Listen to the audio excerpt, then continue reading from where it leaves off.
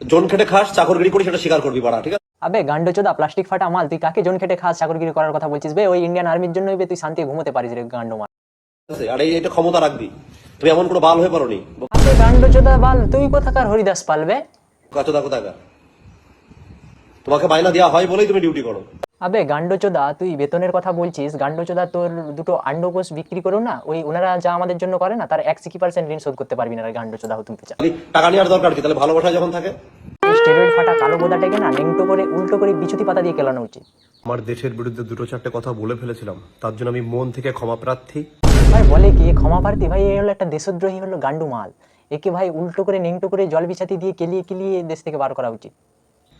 আমি আমার দেশের কাছে, আমি আমার প্রত্যেকটা আর্মি ভাই বোনের কাছে মন থেকে ক্ষমা চাইছি। পারলে সবাই আমাকে ক্ষমা করে দিও।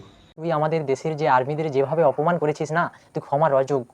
তুই গান্ডু একটা কালো পাঠা মাল, দুদিন স্টেরয়েড নিয়ে বডি বানিয়ে এখানে ছেঁড়ামি করার জন্য, তুই সস্তা 2 টাকার পপুলারিটি পাওয়ার জন্য তুই আমাদের দেশের আর্মি, যাদের জন্য, যারা আমাদের গর্ব, যাদের জন্য আমরা শান্তিতে ঘুমোতে পারি, তুই সেই আর্মিদের অপমান করছিস। তুই একটা দেশদ্রোহী গান্ডু মাল।